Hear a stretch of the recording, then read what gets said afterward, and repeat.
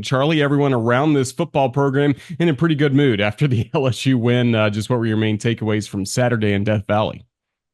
Yeah, it was a really impressive showing. Coming off the bye week, Alabama had a really good game against Missouri, but I think everybody noticed that Missouri was pretty banged up going into that game. But LSU, I mean, it was a must-win game for both teams, basically a playoff elimination game. And I mean, Alabama really took care of business. You could tell from the opening jump. Well, I wouldn't say that. The first play was a false start, but beyond that, it was smooth sailing for that offense, for the defense, really.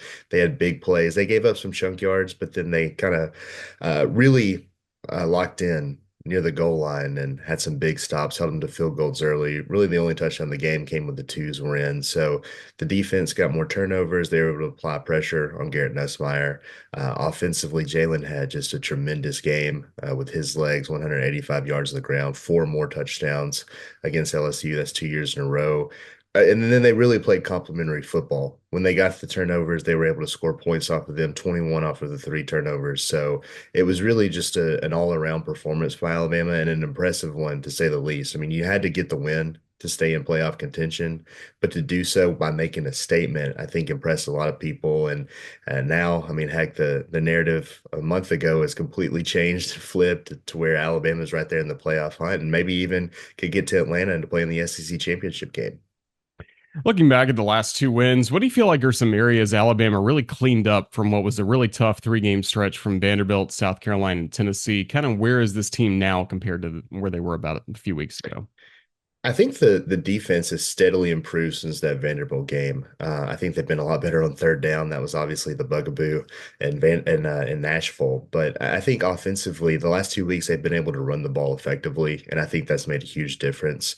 Against Missouri, they had I think over 270 yards. You saw the running backs get more involved.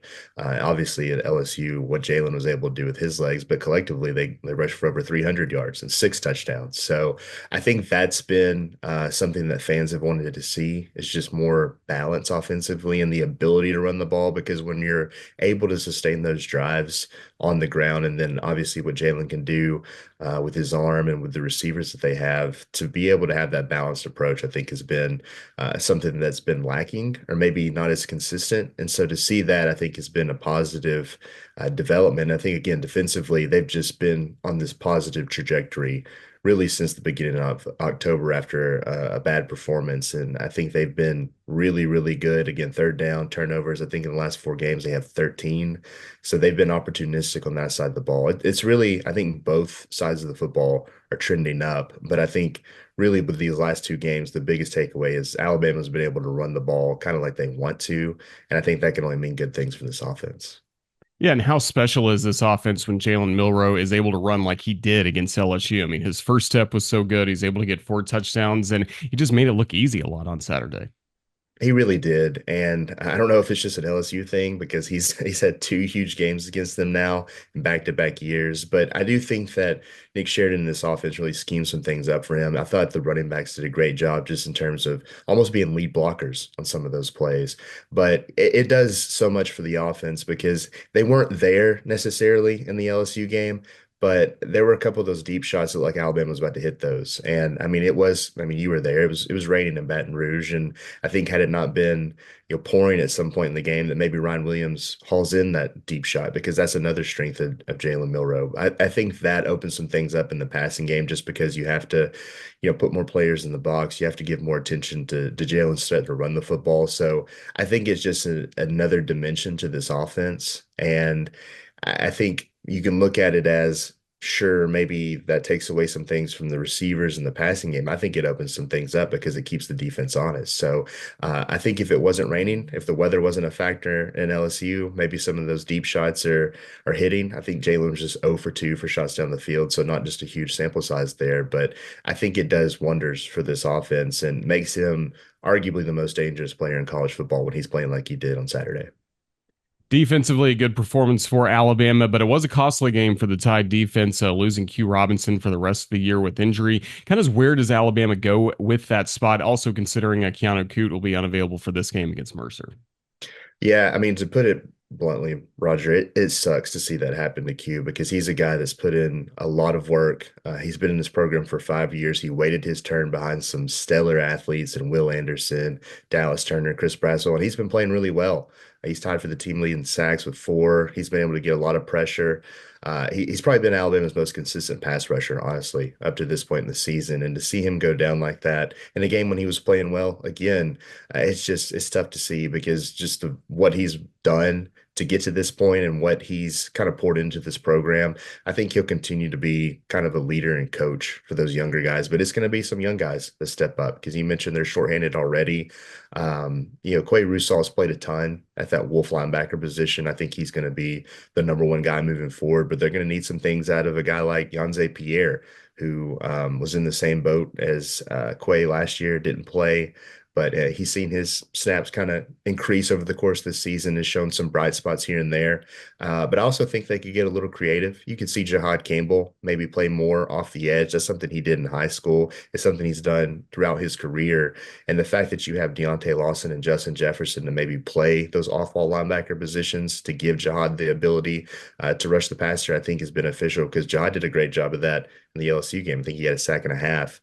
Probably could have had more. He played just unbelievably in Baton Rouge. So that's probably where you turn right now. I mean, they can always mix some things up and you'll play more two bandits. We've seen that some this season, but a huge loss, not only just for what they do on the field, but just from a leadership standpoint and losing a guy that's just been great for the program. And honestly, from a media standpoint, great to deal with too.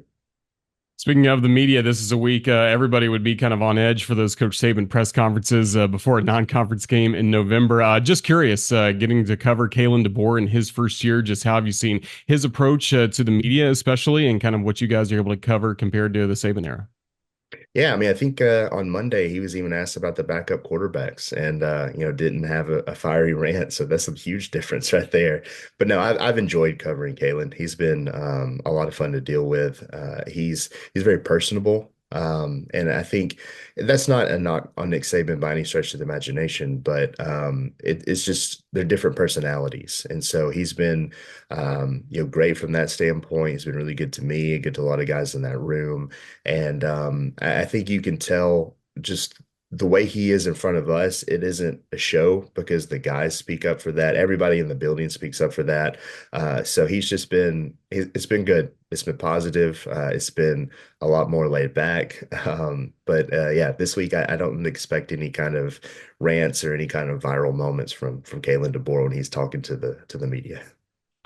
Well, Alabama basketball is off and running, Charlie, as you well know. 3-0 to start the season. Got the Purdue game coming up on Friday, but what are your takeaways from getting to see this team in person and on the floor for the first time this year? They're super talented. I think the ceiling and the sky is the limit for this team. But they've been tested. I mean, I think we all know how Nate Oates likes to schedule opponents. He likes to be exposed this earlier in the season, and they played some really good mid-major teams. I mean, McNeese won 30 games last year. That's not a fluke. And Will Wade's a good coach. He brought in some good talent. They really tested Alabama, and I think that's exactly what Nate Oates wants. He wants to be exposed this early in the season to be able to tell these guys who have heard all off season long how good they are, preseason number one, can't compete for a national championship, that, hey, we still have things to work on. And so I think that it's beneficial to get the win, but to do so by maybe, what was it, 8 points on Monday night. It's a game where you don't blow out a team that maybe people expect you to blow out. And so I think that there's plenty that they can work on. I think rebounding offensively is something that they want to clean up. They obviously haven't shot the ball just great in these last couple of games, but again, they're playing really good mid-major teams. Arkansas State, led by Brian Hodgson, that's a good team that is going to potentially push for a spot in the NCAA tournament. So they've got some tough ones coming up, no doubt. I think we'll learn a lot about Alabama, but that's exactly what Nate Oates wants. And going on the road, we'll see how this kind of young team, or at least a new look team, can respond. I think they have the ability to beat anybody in the country.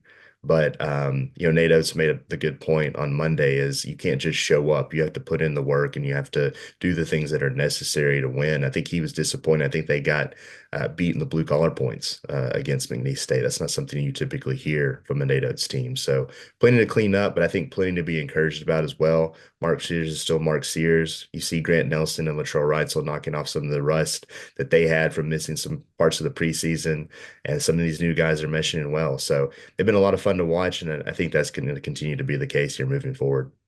Fun time of the year, basketball and football in full swing. We'll be checking out your work, Charlie, on Bama Online all throughout to keep us up to date on the Crimson Tide. Just thank you for the time you've given us here on the Crimson Tide Sports Network. Yeah, no problem, Roger. Thanks for having me.